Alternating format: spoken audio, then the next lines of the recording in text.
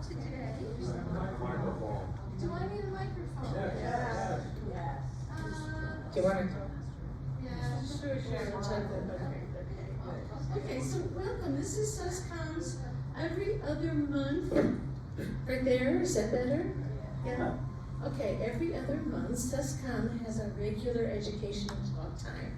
And this is our regular talk time every other month. And so I'm Joy Dreyer, and I am the chair of the Communications Committee of the Sustainability Committee. Okay, and so we are very grateful to Michael Pajek, who has seen actually Deborah give a talk and came to one of our meetings and suggested, hey, this might be a good idea. Our residents might be really interested in what Deborah has to say. So we want to thank Michael for bringing that to our attention. So we are delighted to welcome Deb Weltsch and her partner, June Sullivan, over here, who both we're actually very familiar with. Well, then on, you've probably seen them. I'm doing a lot of noisy here. They played music together here, right? You're doing that, right? And then Deborah's parents, Pat and Ruben Welch, were pioneer residents for like 13 years before they died, right? So, and then you have a lot of friends here too. So you're very familiar with our businesses. So Deborah is a major supporter of our Earth and a participant in some very important organizations that cherish sustainability. So shortly after retiring in 2021, and during the pandemic, Deb and Jim went and took a course together, Judith Enk's Beyond Plastics Masterclass. Judith Enk is the one who started the Beyond Plastics kind of movement at the beginning. This was at Bennington College, and Deb was inspired to join the Beyond Plastic Speakers Bureau, so that's, you're here representing the Speakers Bureau. And she wanted to alert others to the health and environmental dangers of plastic. So today she plans to highlight collective ways that we can make changes and protect ourselves and our planet. So we are ready with eager ears to hear what you have to say. Thank you, Deb. Well, hello. So many thanks to the Sustainability Committee for inviting us to come and address you. Is that working okay? Yeah. Okay. So I'm also a retired reference librarian with just under 40 years experience at the Adrian's Library in Poughkeepsie. Some of you may know that library. It's the big central library for the 5 Camden Hudson area. And I've served on my Tom Rosendale's Environmental Commission for 6 years. I'm no longer on that commission, but as Joy mentioned, I have a deep love of the environment. I'm also vice president of the John Burroughs Natural History Society. And most importantly, I am a mother, and I'm also a new grandmother. That's my grandson Levi. He's 8 months old last week. So I want to apply my skills to help ensure a sustainable, healthy future for this planet that I love, for your children and mine, and that's why I became involved with Beyond Plastics. I'm also an avid birder, and I'm a bit of a bird nerd. More than a bit. I'm a serious bird nerd, and as you'll see throughout the presentation, birds are unfortunately a very big victim of the toll that plastic pollution takes on the environment. So, what got me involved in the environmental horror that's plastic pollution was almost 15 years ago when my daughter was in middle school and doing a project. She was studying the great garbage patches in the ocean, which are sometimes now referred to as gyres. Now there are 5. At the time she was studying it, there were only 2. And they're often referred to as gyres, in which ocean currents capture and hold immense quantities of solid waste, most of it plastic. And the gyres have only gotten worse over time as more plastic enters the ocean and the stuff that's already there degrades. So plastic pollution and waste is a big problem, but it's solvable in the long term. and this is the mission behind Beyond Plastics organization, is to end plastic pollution everywhere. If we didn't believe we could make a difference reducing plastic in the environment, we wouldn't be sharing this information, and I hope that my talk today will motivate some of you to take actions to protect both yourselves and others.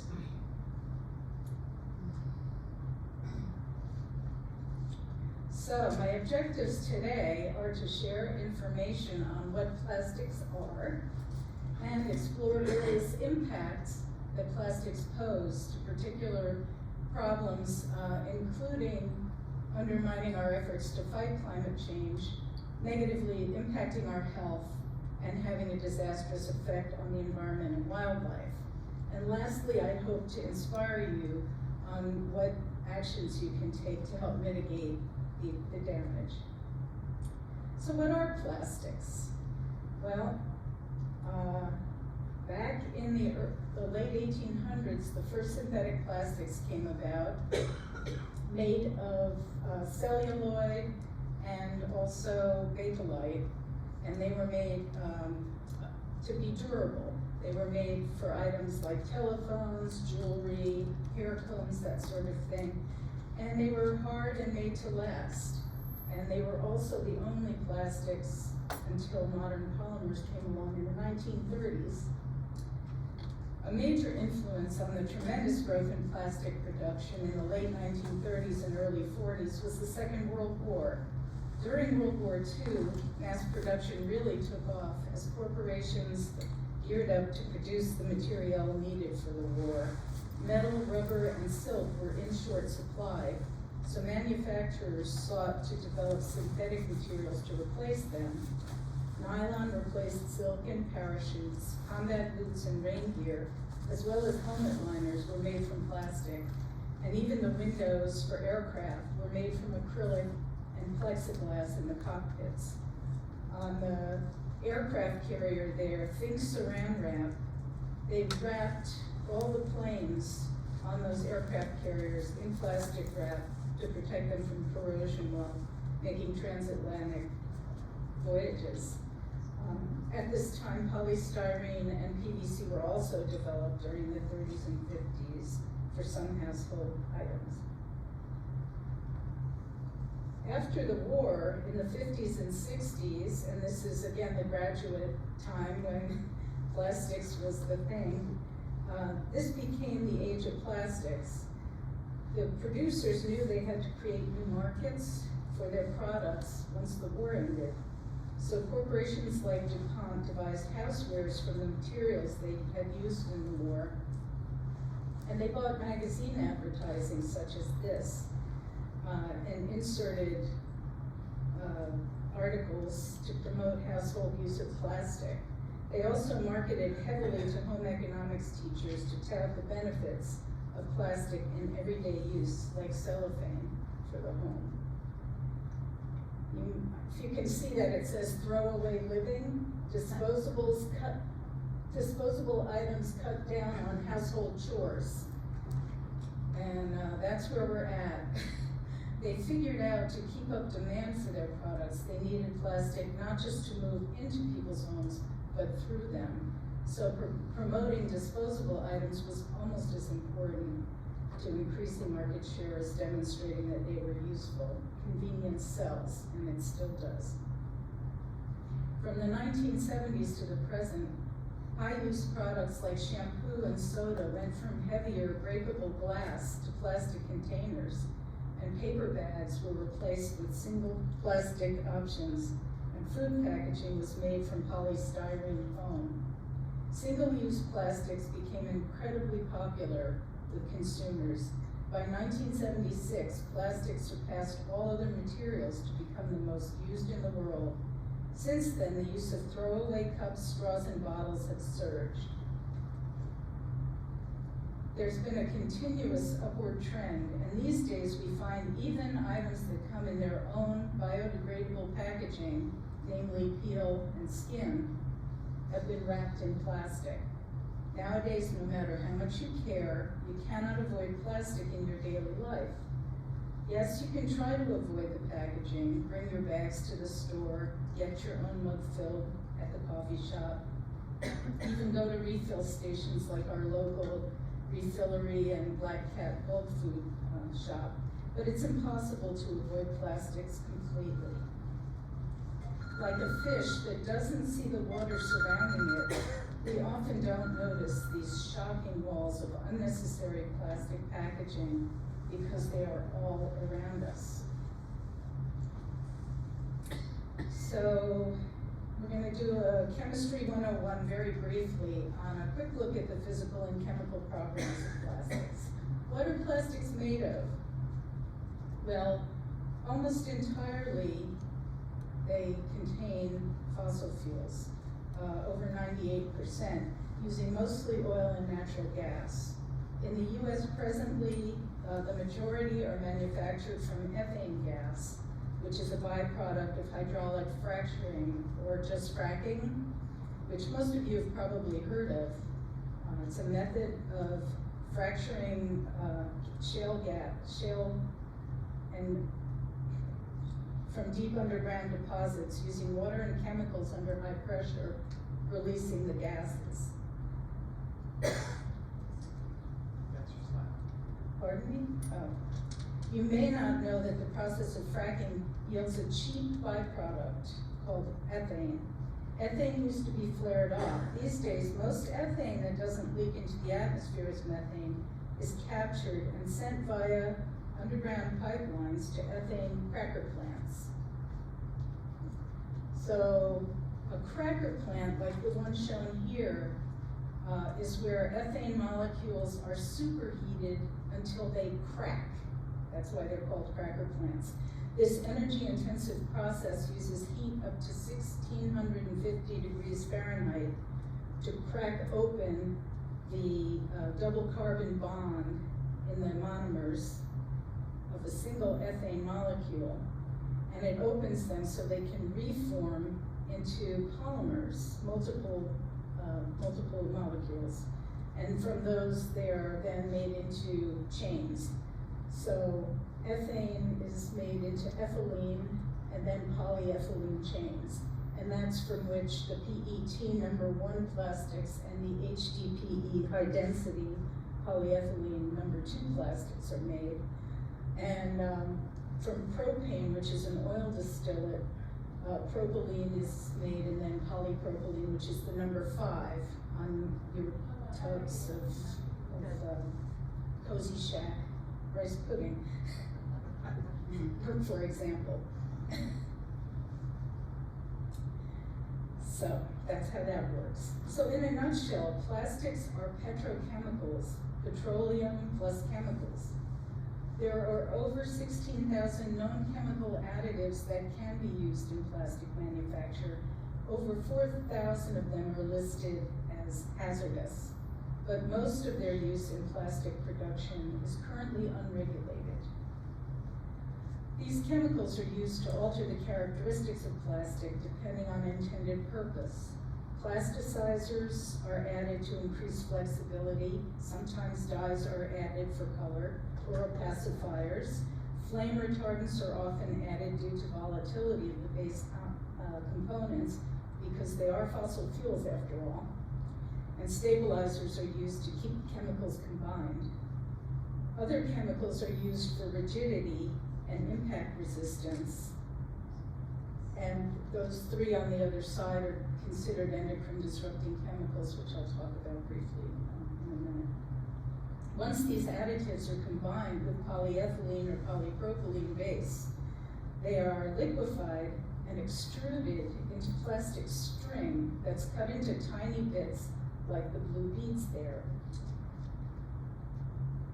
They are called nurdles, and these are the feedstocks for various production of plastic items based on their specific chemical component. I have some here which were taken from a stream bank because there was a spill. A lot of times these enter the environment through spillage. Okay. So how much plastic is there? Somebody was asking me this. Well, since 1950, when it really started, the synthetic plastics, about 10 billion tons of plastic have been produced.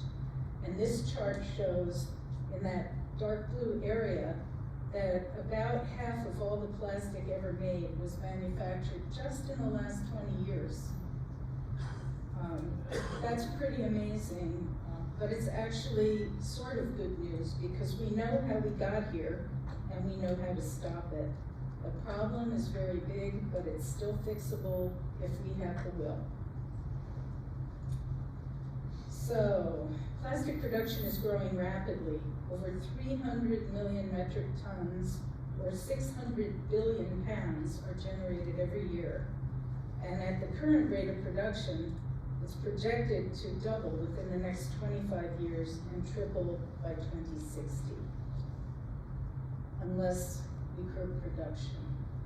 These plastic materials persist in the environment for hundreds of years, and we just keep adding to the flow. This graph here shows plastic waste generation by industrial sector. The top blue bar up there represents packaging. As you can see, it comprises almost half of all plastic waste produced. Most of this waste is unnecessary, and a lot of it is single use, just unwrapped and tossed. Not all plastics are bad, obviously. There are many, many kinds of plastic that are necessary and are useful and are durable, but the plastic packaging, addressing this plastic packaging, particularly single use, is a great place to start reducing production. So we'll look at some of the climate impacts now on the production of plastic. Plastic generates greenhouse gases at every stage of its life cycle, and primarily fossil fuel extraction and the resin production, those nurdles, that accounts for almost 90% of the emissions, but more is released during incineration at end of life. The combined amount of CO2 released annually is over 230 million tons of carbon dioxide. If plastics were a country, it would be the 5th largest contributor to greenhouse gas emissions. In 2021, Beyond Plastics published a report, The New Coal, Plastics and Climate Change, it's shown on the right there. It shows how the plastic sector's contribution to greenhouse gas emissions in the US is now poised to surpass coal-fired power plants by 2030.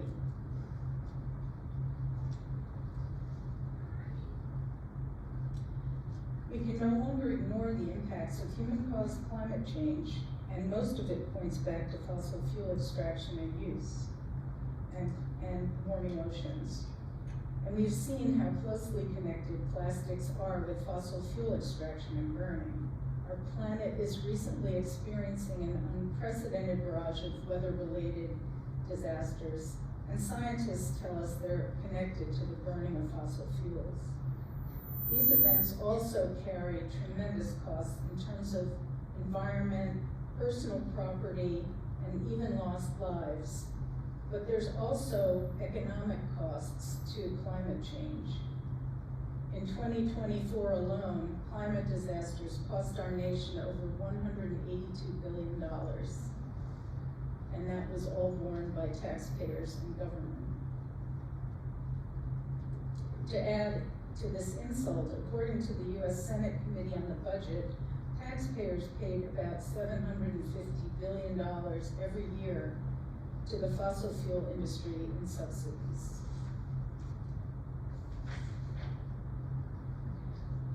Here's another cracker plant. This is the Monica ethane cracker plant, which is on the Marcellus shale deposit, which is near the New York border on the Ohio River.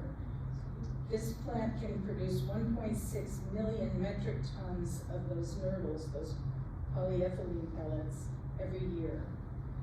A state of Pennsylvania impact study in 2022, which is the year it began operations, showed that in its first 2 months of operation, the plant exceeded its allotted limit of toxic emissions for the entire year. By the end of 2022, ethylene was made at 34 facilities in the US. I believe there are now 50. Over half of these plants have been labeled high priority violators of the Federal Clean Air Act by the EPA. 5 new plants have been proposed along the Gulf Coast of Louisiana and Texas, and 1 more in Ohio, potentially adding just under 10 million metric tons more of production capacity. Continuing expansion in this way will take us off the Paris Agreement path to limit warming to 1.5 degrees centigrade to prevent climate catastrophe. This Shell Monica plant pictured cost over $6 billion to build, and $1.5 billion was subsidized with public funds. Corporations just don't walk away from multi-billion-dollar investments.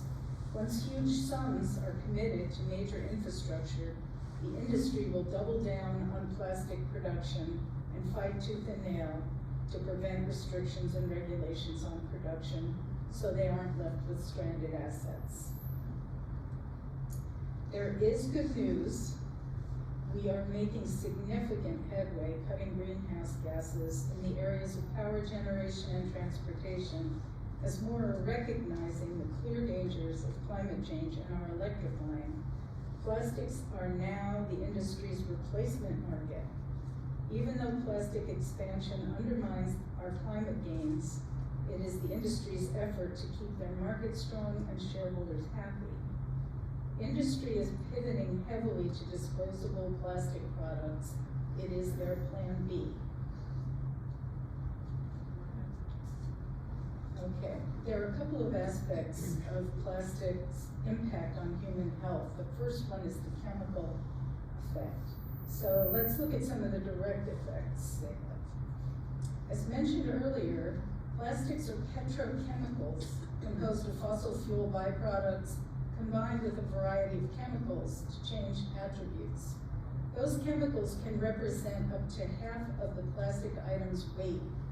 Also remember, about 25% or up to 4,000 of those chemicals are considered highly hazardous and are unregulated. We talked about how strong the carbon bonds are that comprise the physical structure of plastic, but something else we need to understand is that the chemicals in plastics are not stable. They're not attached to the polymer. They sit between the folds of the molecular chain, and they can and they do move around. Chemicals from plastic containers leach into food and beverages they hold. This is called chemical migration.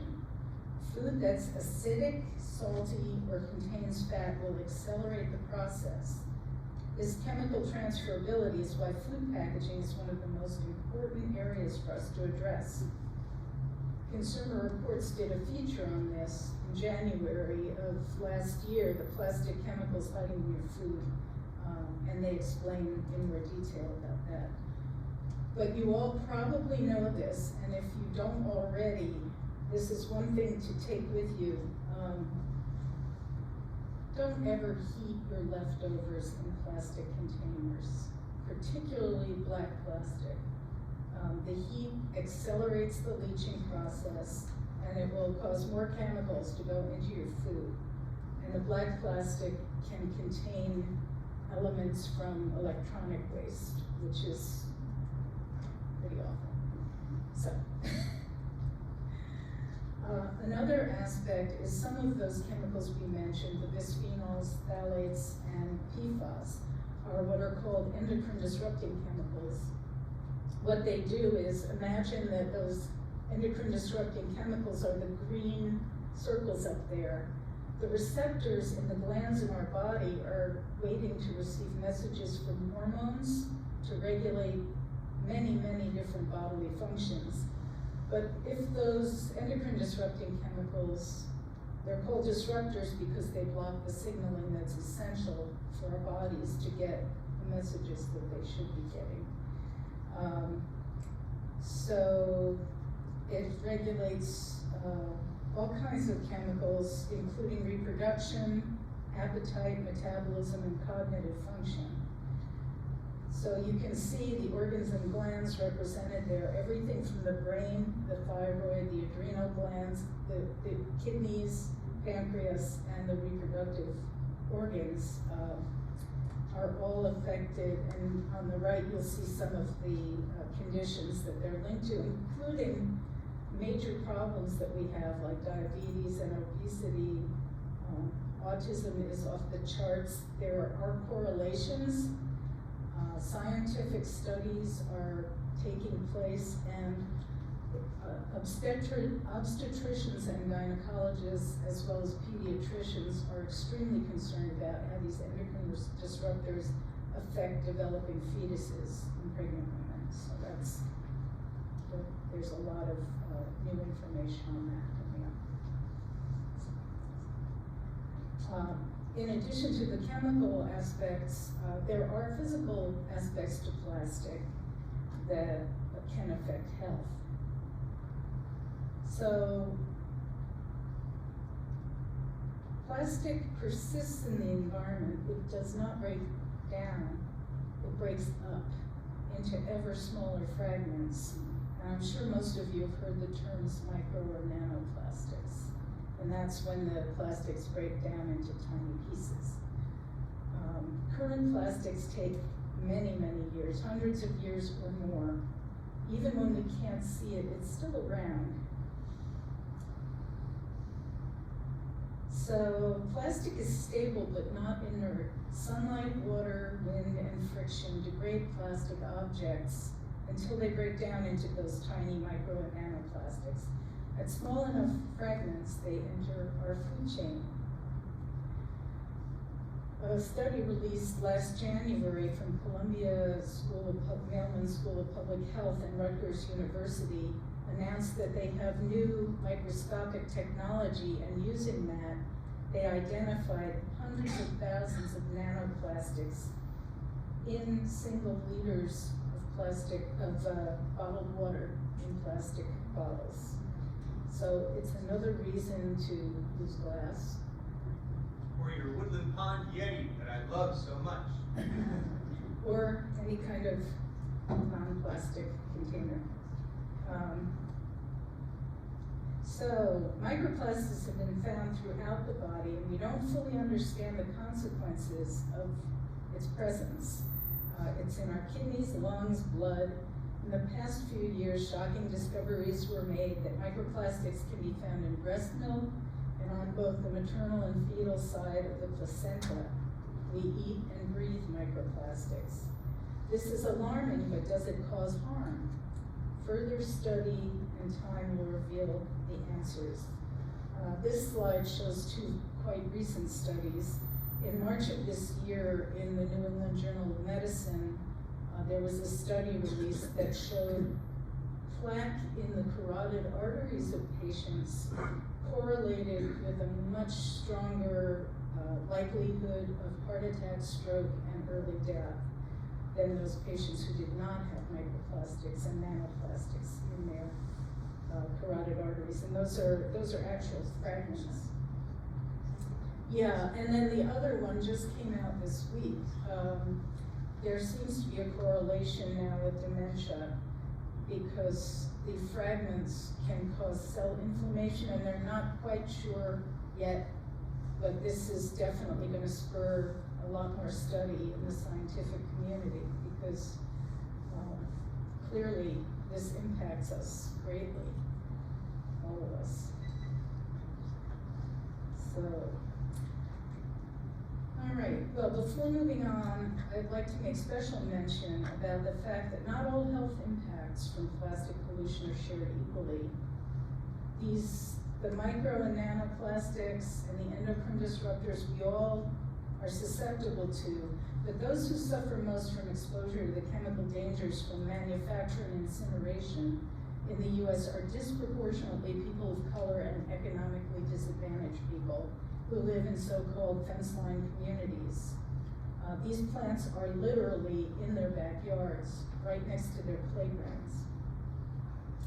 Their so-called Cancer Alley, an 85-mile stretch from New Orleans to Baton Rouge of the Mississippi River, and it's just laced with petrochemical plants. It's Cancer Alley because the cancer rates are astronomical. And also Appalachia, West Virginia, and Pennsylvania are other targeted areas, both because the Marcellus Shale is there and also because the communities don't have a lot of power. So this is no accident, and it represents a great social injustice. Despite frequent claims by the industry that it would protect the environment, 84% of plastic plants, 42 of 50, violated air pollution control permits over the last 3 years, according to EPA's enforcement and compliance database. Okay, deep breath. My desire to be well informed is currently at odds with my desire to stay sane. This is a hard topic, folks. I appreciate you being here to listen. Okay, we're gonna just finish this now with the environmental aspects. So, there's nowhere on Earth where microplastics can't be found. In addition to inside of our bodies, they're pervasive throughout the natural environment. Microplastics are so widespread that they're found at both the highest and lowest points on Earth, on top of Mount Everest and deep in the Mariana Trench in the Pacific Ocean. I don't know if you can see the little fiber wrapped around that snowflake. But microplastics are everywhere. Fibers that are small enough to get through water filters go from our fleece and synthetic clothing in the laundry and are taken up and come back down via the hydraulic system, for example, on this snowflake.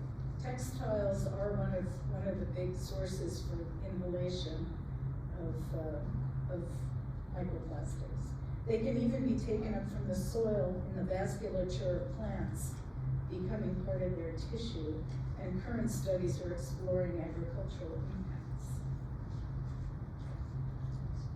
Perhaps one of the worst effects, and you've probably heard of this, is our oceans are becoming terribly polluted, and this is what results in those gyres that I spoke of in the introduction.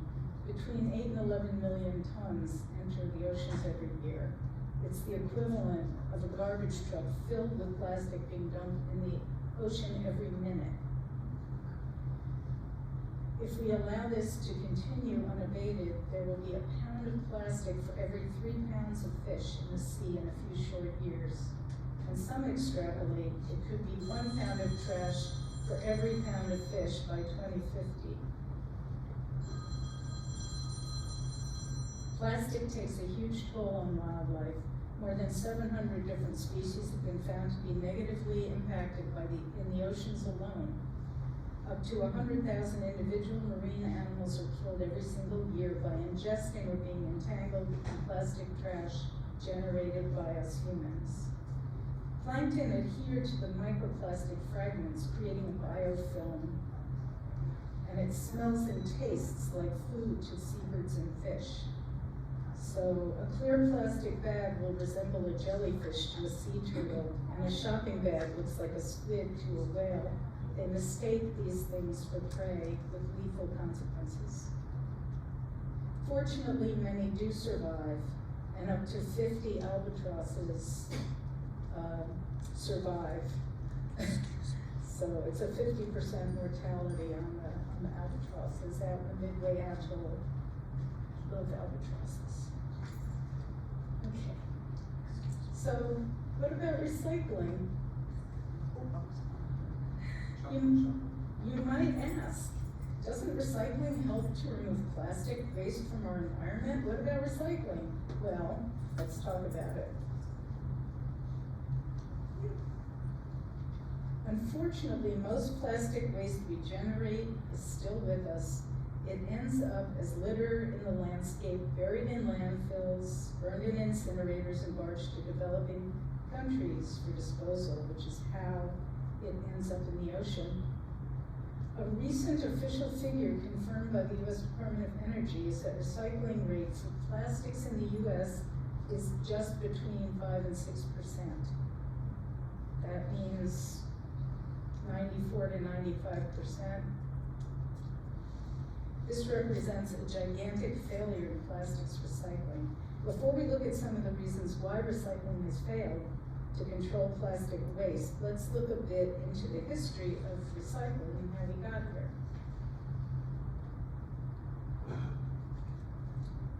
The chasing arrow symbol we all recognize as the recycling symbol was created by this student, Gary Anderson, the University of Southern California kid, who competed in a competition sponsored by the Container Corporation of America for a logo to be displayed on paper and paperboard packaging made from either recycled or recyclable materials.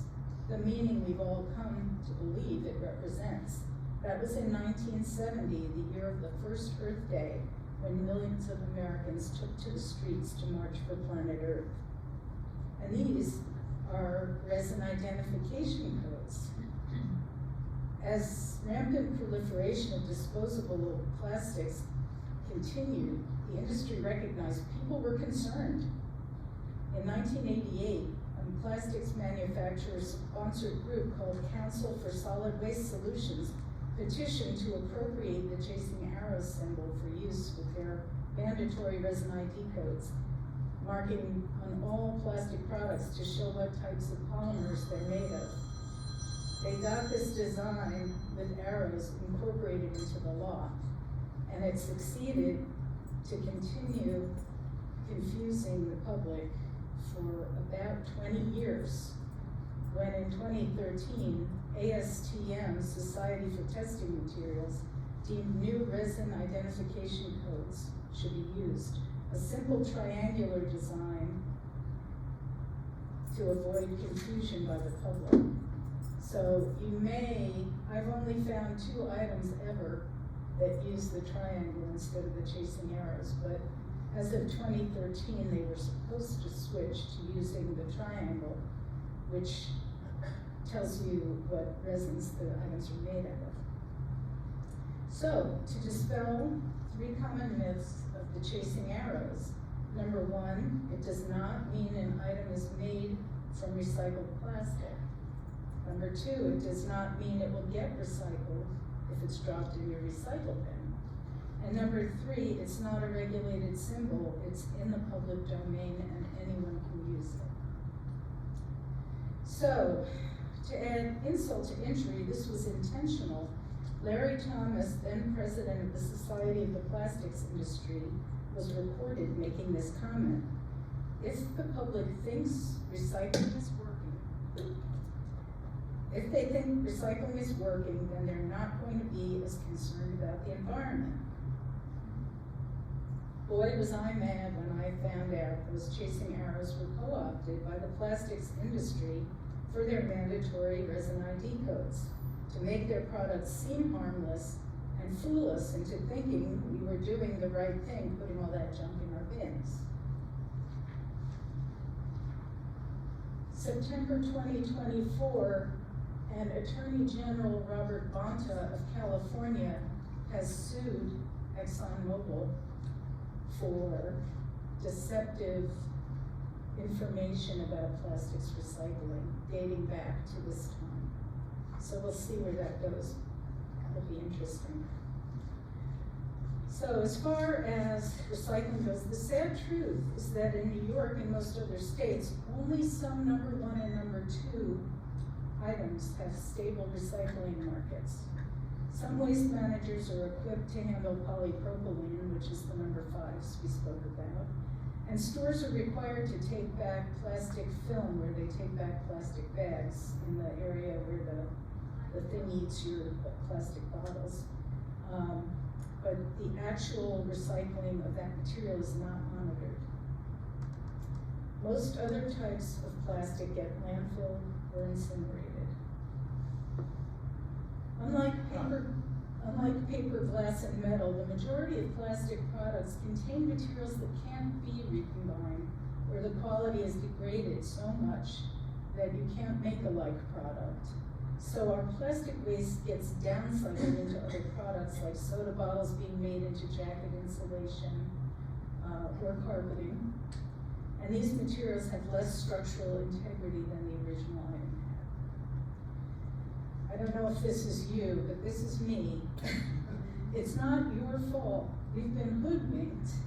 And if you're like me, before I learned about the subject, you probably have thrown all sorts of non-recyclables into your blue bins, commingling them with actual recycling and contaminating your recycling, wish-cycling that it could be recycled, because we all want to do the right thing. So, while plastic recycling is largely a myth, understand we're only talking about plastic recycling. You can and should recycle clean glass, metal, and paper, which can be remade over and over again into the same items. True recycling. When we manufacture products using recycled materials, we reduce the need for virgin materials and save the energy required to extract and process them. And do recycle your 1 and 2 plastic bottles that are bottles and jugs, number 1 and 2.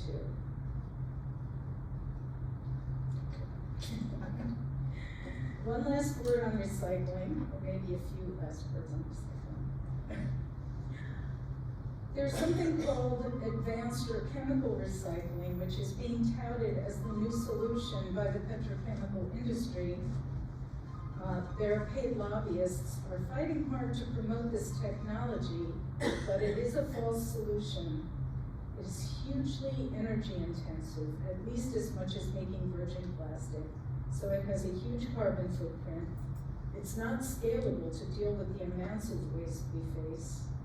And petrochemical industry wants to use it to justify proposed build out of new infrastructure, more cracker plants, and increased plastic production.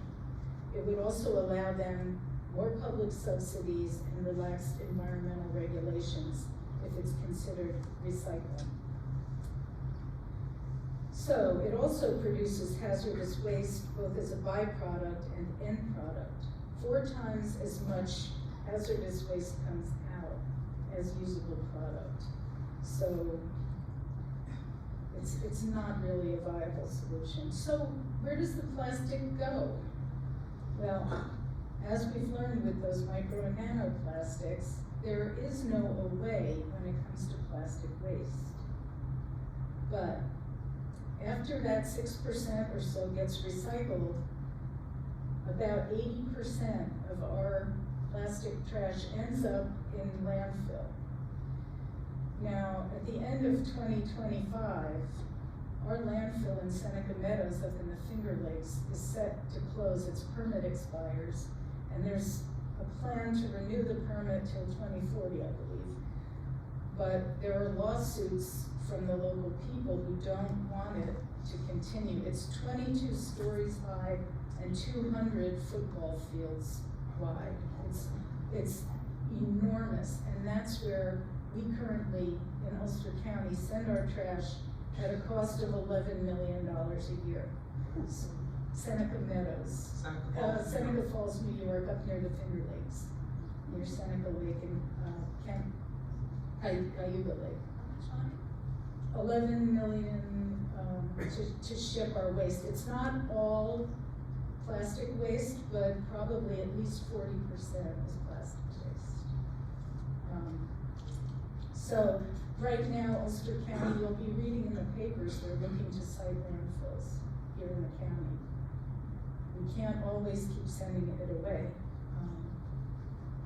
Nobody wants it in their backyard. So it's not sustainable.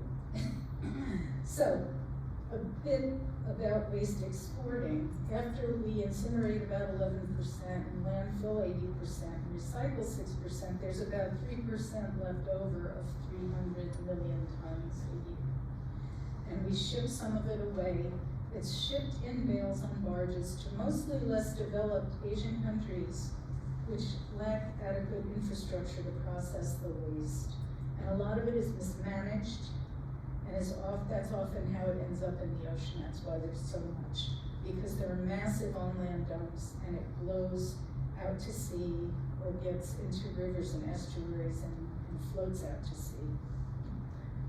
Some have called this waste colonialism, and it's a global environmental injustice. The developed countries, not just the United States, but of course India, Japan, and other major countries ship their waste as well. So we can't recycle, bury, burn, or barge our way out of the plastics problem. We have to accept that recycling is not the answer to the plastics problem. So what can we do? What can we do? Well, if your bathtub is overflowing, do you turn off the tap before you start the cleanup? Or do you just let it keep running over while you're mopping it up? We must turn off the tap. We must stop making so much plastic. We need to drastically reduce the production of plastic. Reducing is the only way forward.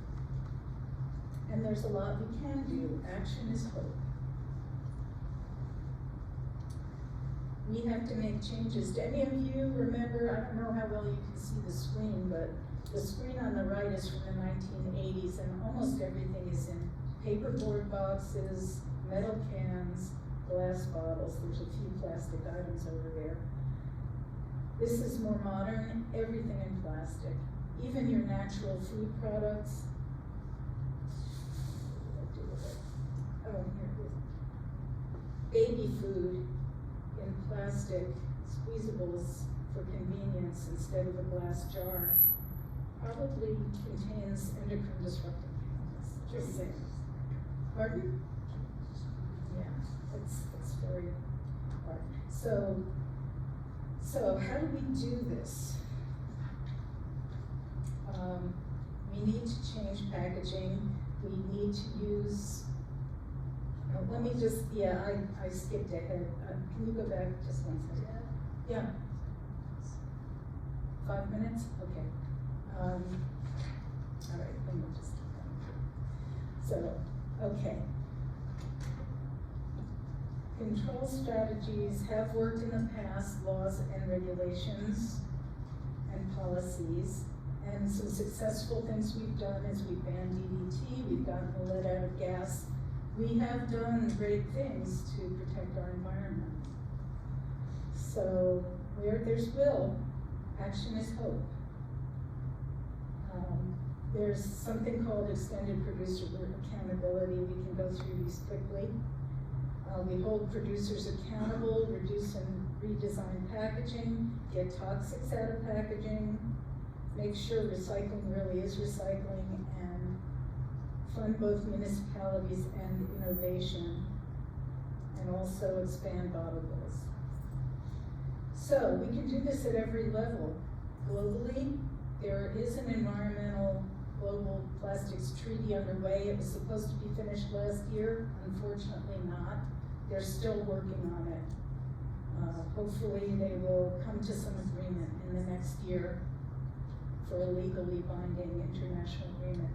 On the national front, there's a Break Free from Plastic Pollution Act being sponsored by Jeff Merkley of Oregon, and that our local State Senator Kirsten Gillibrand is a co-sponsor of that.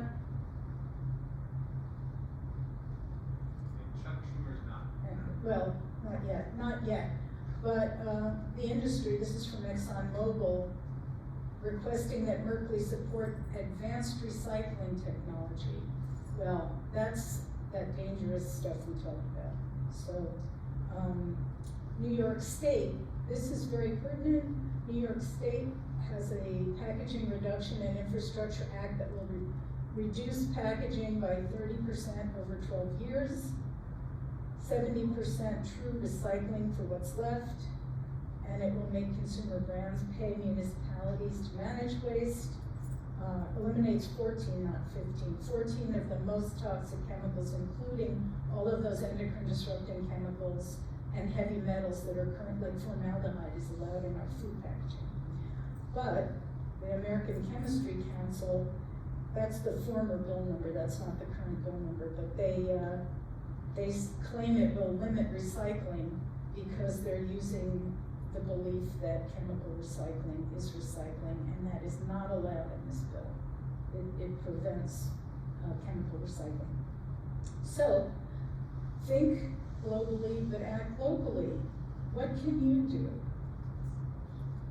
Okay, so us working together on a larger scale is really what it's going to take, but we can all make personal changes and spread outward the notion of reducing your use of single-use plastic products and packaging, taking the time to cut your vegetables if you can, less plastic, less single-use plastic, reuse your wood, metal, and glass, which will keep you safe and protect you from nanoplastics.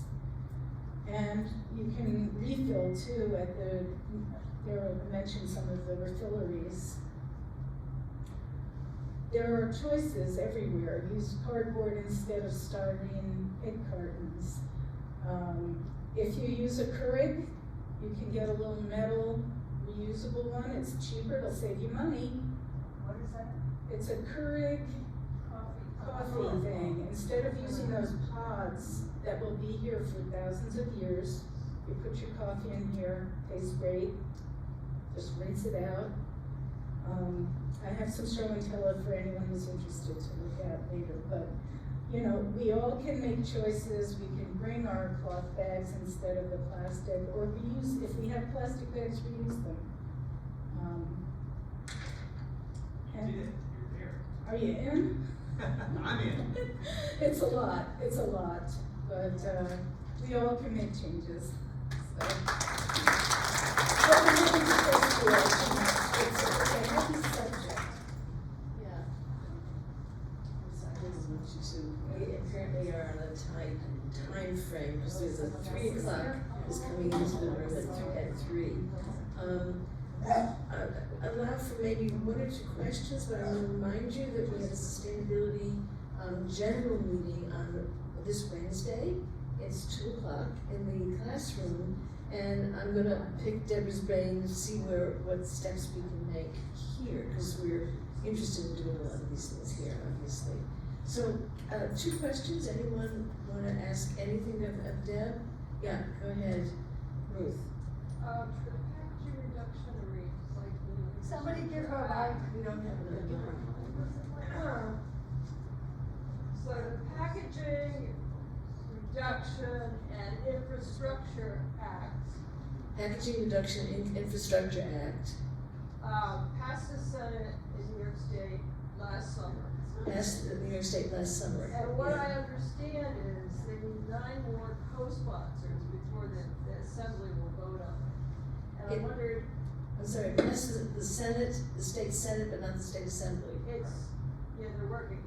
It went through all the committees, it was ready for vote, and the day of the vote, we were in Albany, and the congestion pricing issue came up for New York City. And they dropped everything And they and dealt dropped with that. everything, dealt with that, and the clock ran out for the legislative session. So now we have to start all over, but we have the original Senate sponsors, and some of the Assembly changed.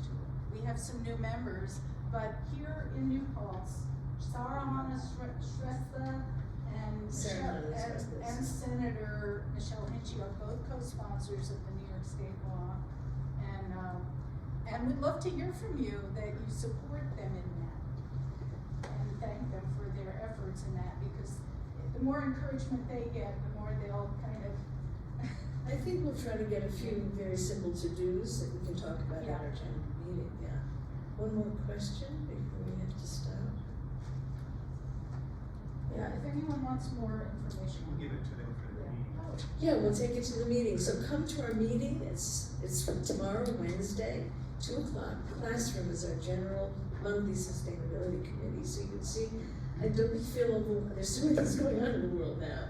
It it's easy to feel overwhelmed, but one thing at a time, and there are some things we can do, right? Just knowledge is power, so this is knowledge. Yes. So thank you kindly, Deborah and Jim, for a terrific, really comprehensive talk.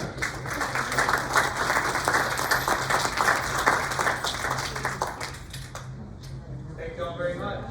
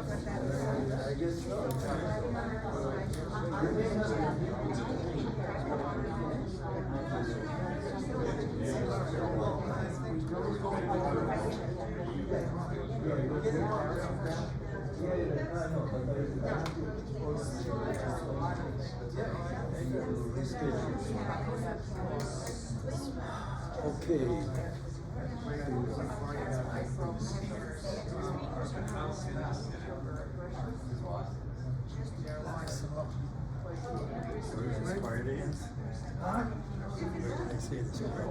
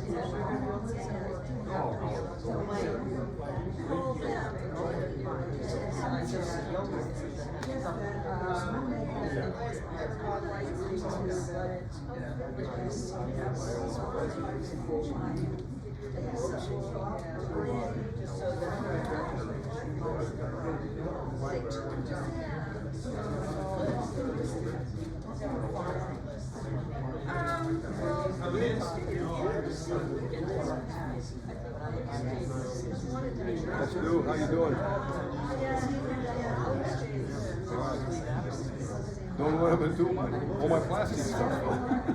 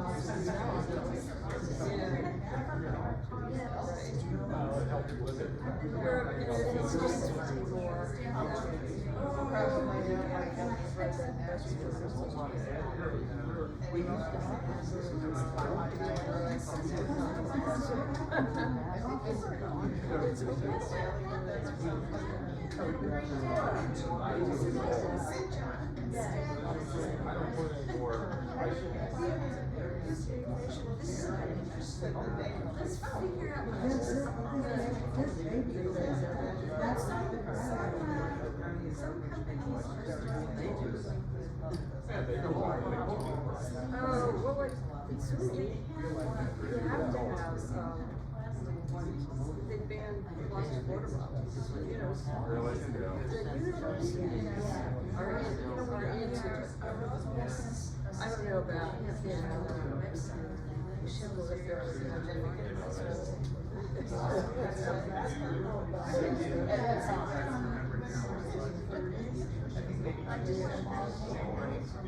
well, I know my daughter certainly uses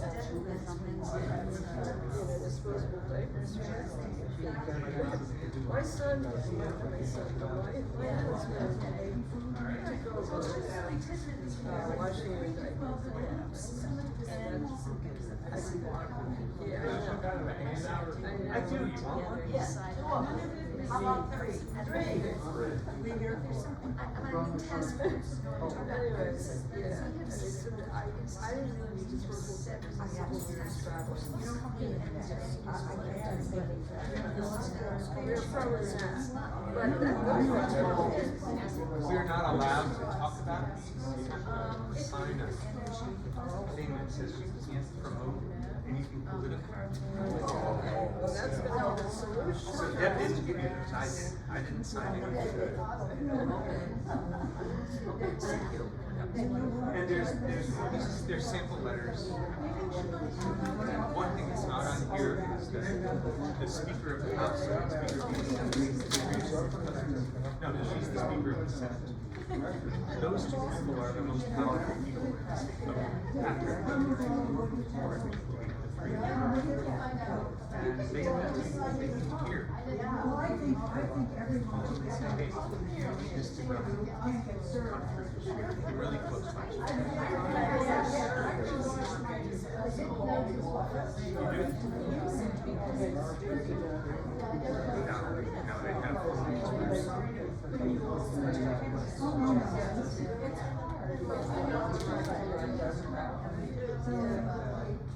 They just can use it to judge what matters to their voters and constituents. And I've forgotten the speaker. Carl Hasty.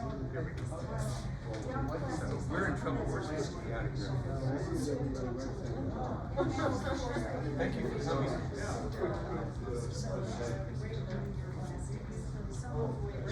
Just break down into microplastics faster. Great, thank you. Good to see you. Bye. I don't know who's supposed to be in here today, but I was told. Pessimistic. I love your hat. You look really cool. His wife was up there snapping away.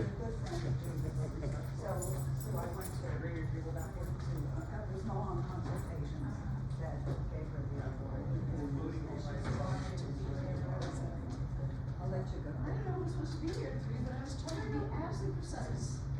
That's SussComm.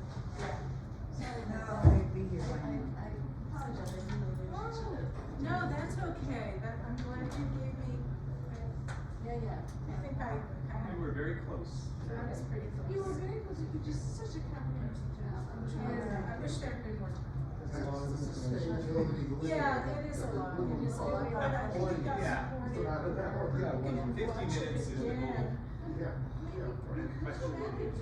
Have you ever seen the documentary Blue Vinyl? Yes. Oh, isn't it, it is, we should show it.